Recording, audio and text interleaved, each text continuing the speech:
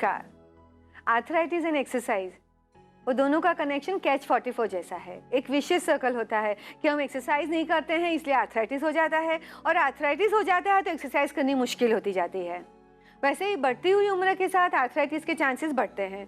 कोई आर्थराइटिस ऐसे भी होते हैं जो कम उम्र में भी हो जाते हैं, मगर आज मैं बात करना चाहती हूँ the arthritis and stiffness which happens with increasing age. तो अगर आप आर्थराइटिस से बचना चाहते हैं तो यंग एज से ही फ्लेक्सिबिलिटी की और स्ट्रेचिंग की एक्सरसाइज रेगुलरली करें, जो आप काफ़ी योगासन यहाँ पे सीख भी रहे हैं, और काफ़ी स्मॉल सूक्ष्म योगा भी आप सीख के रेगुलरली कर सकते हैं। मगर अगर आर्थराइटिस हो गया है फिर क्या? जब आर्थराइटिस हो गया है तो एक्सरसाइज का और भी महत्व बढ़ता है, मगर एक्सरसाइज करना और भी मुश्किल भी होता है। तो इट डिपेंड्स अपॉन कि आर्थराइटिस कहाँ का है। Arthritis mean stiff joints. जब जॉइंट स्टिफ हो जाते हैं तो आगे पीछे के मसल्स वीक हो जाते हैं, और वैसे होना चाहिए कि जब जॉइंट स्टिफ है और आसपास के मसल्स अगर स्ट्रांग है तो जॉइंट्स को डैमेज कम होता है।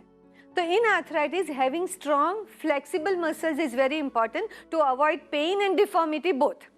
अगर मसल्स अच्छे नहीं रहे तो डिफॉर्मिटी जल्दी हो जाएगी और पेन भी बढ़ता जाएगा। तो आपको अगर आर्थराइटिस है फिर भी अपनी फ्लेक्सिबिलिटी अच्छी रखने के लिए जो जॉइंट्स के आर्थराइटिस है, जो जॉइंट्स में प्रॉब्लम है, उसकी हर मूवमेंट आपको मैक्सिमम रेंज तक ले जाके ज़रूर करना है। उसे हम लोग कहते हैं रेंज ऑफ मूवमेंट एक्सरसाइज। तो मैं एग्जांपल देती हूँ कि अगर मुझे यहाँ का आर्थराइटिस है तो ये जॉइंट की मैक्सिमम मूवमेंट तक अगर मैं एक्सरसाइज करूँगी, हर डायरेक्शन में करूँगी, then I will have my joint capsule will have maximum exercise, my ligaments will be stretch better. Now suppose I bend it backward to maximum capacity where I don't feel the pain but little discomfort and I can hold on to it, and then count 1 2 3 4 5 and then relax it.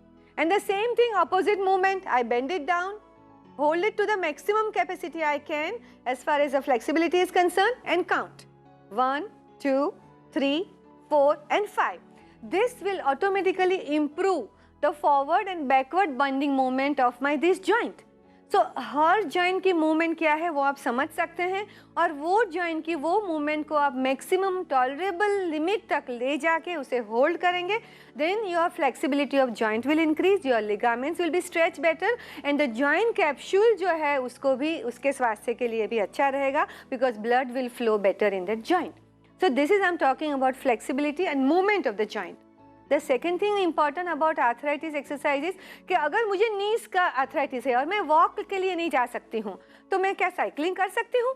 मेरे घर में एक stationery bicycle रखूँ और TV देख रही हूँ, या तो सुबह शाम 15-15 मिनट स्पेसिफिकली फोकस रख के भी क्या मैं साइकिलिंग कर सकती हूँ? शुरुआत में मैं 5 मिनट करूँ, फिर उसकी गति बढ़ाऊँ, फिर उसका टाइम बढ़ाऊँ, then my whole body also will get better blood flow and my body would have gotten exercise, my lungs and heart also will get better, and it will be good for my overall health also.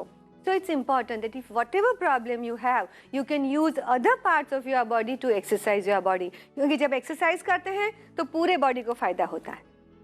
फिर बात आती है कि अगर मुझे back में problem है और मैं कोई एक्सरसाइज ऐसा नहीं कर सकती हूँ जिसमें वहाँ मुझे सीधा सोना पड़े. काफ़ी बार ऐसा देखा गया है कि डिलीवरी के बाद विमेन के एब्डोमिनल मसल्स वीक हो जाते हैं और बैक भी वीक होती है. फिर कौन सी एक्सरसाइज करें? होता क्या है कि अगर वो एब्डोमेन की एक्सरसाइज करना शुरू करेंगे और ठीक से नहीं करेंगे तो बैक का स्ट्रेन बढ़ेगा, और बैक वीक है इसलिए एब्डोमिनल की काफ़ी एक्सरसाइज नहीं कर सकते हैं. तो आपको समझना है कि अगर बैक वीक है और टमी एक्सरसाइज करना चाहते हैं तो पेट केवल सो के कर सकते हैं ताकि आपकी बैक को स्ट्रेन ना हो, या तो अपने हाथ को हिप्स के नीचे रख के बैक को सपोर्ट करके एब्डोमिनल एक्सरसाइज कर सकते हैं. तो समझना ये है कि कौन सा बॉडी में कौन सा जॉइंट्स वीक है, कौन से जॉइंट में प्रॉब्लम है, और वो समझ के उसकी रेंज ऑफ मूवमेंट को समझ के अपनी तकलीफ को समझ के एक्सरसाइज प्लान करके अच्छे से एक्सरसाइज करते हैं तो exercise are very very beneficial and necessary for arthritis.